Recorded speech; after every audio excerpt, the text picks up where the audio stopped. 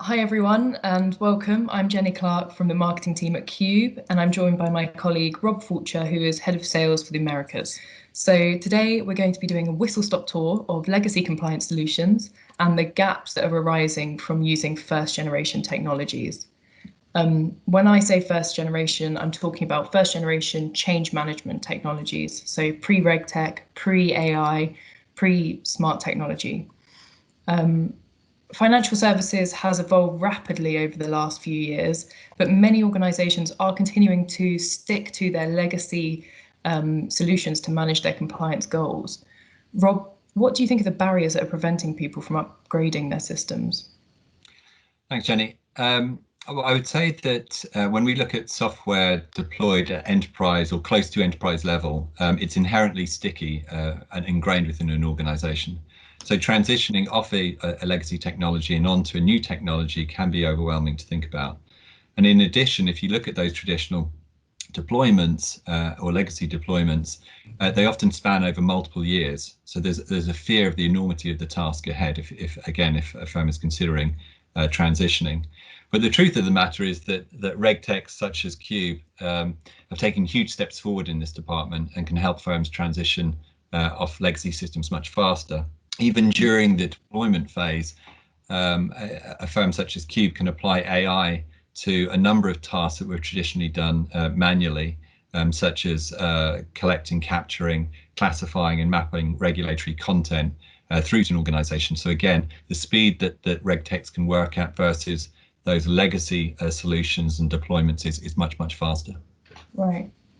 And really where firms are relying on those outdated platforms, they're also exposed. So not only exposed to the potential for compliance breaches, but also there's a risk of falling foul of the regulator, which can have wider implications. What do you think is really the biggest risk with clinging on to those first generation solutions? Good question. And I would just say, firstly, just to expand on the description you gave of legacy systems, when we look at reg change, in most cases, what we're referring to are legacy GRC systems that weren't specifically designed for regulatory change, or certainly not the volume and velocity of regulatory change that we see today.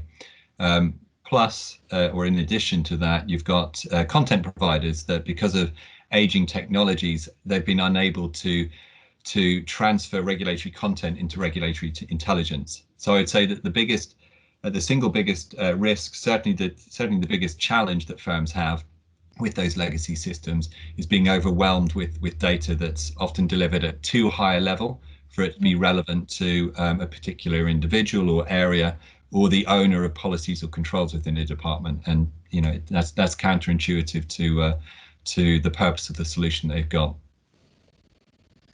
Yeah, and I guess there are other challenges as well. Cost is always a key consideration. There generally seems to be a perception that if you stick to your old systems, you're going to save money because you're not splashing out on something new and shiny. But I think we're seeing actually it will eventually cost you money in the long run, more money. Yeah, absolutely. And some of the costs, while it may appear to be part and parcel of their ongoing costs, if you actually strip it down, some of the costs are very apparent, such as outsourcing work to law firms or consulting firms to help with passing data down to a level of granularity that makes sense to an organization, or to map that data through to the relevant parts of an organization, such as their hierarchy or internal taxonomies. But there's also the internal costs. I mentioned a moment ago that these solutions can be counterintuitive for the purpose that they're brought in on. And it truly is. There's an enormous amount of time and effort and consequently internal costs that are spent reviewing a fire hose of regulations that are coming through that isn't being delivered as intelligence and is coming through as regulatory content. Lastly, I would say that if you have an ineffective solution, that inevitably that opens a firm up to potential regulatory risk, regulatory fines, as well as, of course, reputational risk that goes along with that as well. Yeah. So all of these challenges really are problems that could be solved by implementing a state-of-the-art change management platform such as Cube. Absolutely. You can read more about these common challenges presented by first generation change management systems and about how Cube can solve these problems in our new infographic, which we're launching today. You can find a link to that infographic in the text that's accompanying this video, or if you go to the resource section of our website, which is cube.global, you can also find it there. Thanks, Rob, and thanks everyone for watching.